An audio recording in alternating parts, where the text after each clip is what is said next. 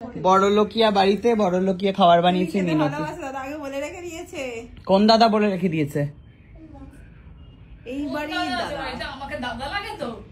সুকান্ত যে বললো যে খাওয়াবে না, ওরম বলে। ওটা তো মুখে বলেছে। হ্যাঁ, আমাকেও বলে। বলে আমাকেও বলে আমি সুকান্তকে বাইরে খেতে যাবি না রে, কেন বাইরে খেতে যাবো, চুপচাপ বাড়ি খাবার ফুচকা খেয়েছি। হয়ে গেল শেষ। কি করে পেলি? আমার নিয়ে এসে নিয়ে এসে ঠিক আছে পরে হবে।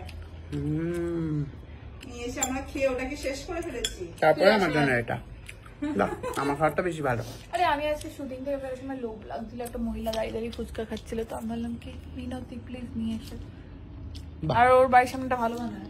বাহ, নিয়ে গিয়ে দুবার করে খাইয়েছি। অসাধারণ। ঠিক আছে, যাই হোক, আজকে আমি এই বাড়িতে এসেছি পুরো দিনের। খাবেন একটু পরে? আর একটু পরে, তুই এখন বাড়ি যাস না কিন্তু।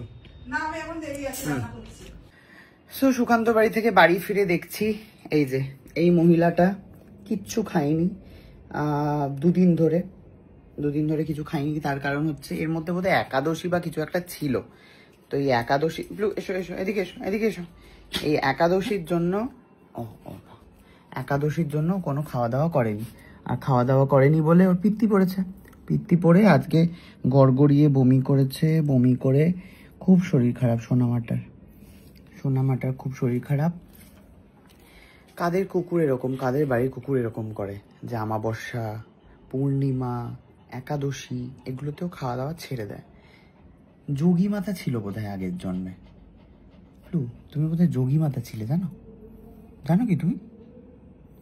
সোনামা এখন আপাতত কিচ্ছু খাওয়া দাওয়া করছে না। তার কারণ কি জানি, আমি বুঝতে পারি না কিছুতেই খাওয়া দাওয়া করে নেই অমাবস্যা এই সমস্ত ব্যাপারগুলোতে। আর বয়স হতে চললো প্রায় 15 বছর। ফেব্রুয়ারি মাস আসলে হবে হচ্ছে 15 বছর বয়স, বুঝেছ? 15 বছরের একজন মহিলা। আচ্ছা, তোমাদের বাড়ি কারোর যদি বাচ্চাদের এরকম টেন্ডেন্সি থাকে একটুখানি জানাও তো বিষয়টা, যে কেন করে এরা। ও, আপনাদেরকে না এরা কথা বলতে আমি ভুলে গেছি, অনেক দিন হয়ে গেল। সেটা হচ্ছে যে খুব তাড়াতাড়ি আসছে কিন্তু বড়লোকিয়া গেম শো। ঠিক আছে, বড়লোকিয়া গেম শো হচ্ছে, মানে আমরা আপাতত শুরু যেটা দিয়ে করছি সেটা হচ্ছে আমি আর সুকান্ত আপাতত আমাদের যারা চেনা জানা রয়েছে আমরা তাদের বাড়ি যাচ্ছি, গিয়ে আমরা একটা গেম শো খেলছি।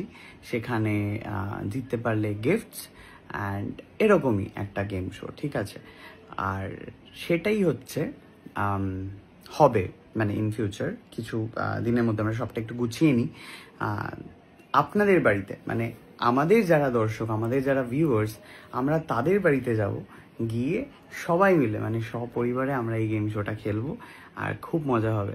তো তোমরা কতটা এক্সাইটেড বিষয়টাতে একটুখানি প্লিজ জানাও কমেন্টে। আর তোমরা কি আদৌ পার্টিসিপেট করতে চাও আমাদের এই গেম শোটাতে, সেটাও একটুখানি লিখে যাও না কমেন্টসে। ওকে, থ্যাংক ইউ সো মাচ ব্লগটা দেখার জন্য, বাই।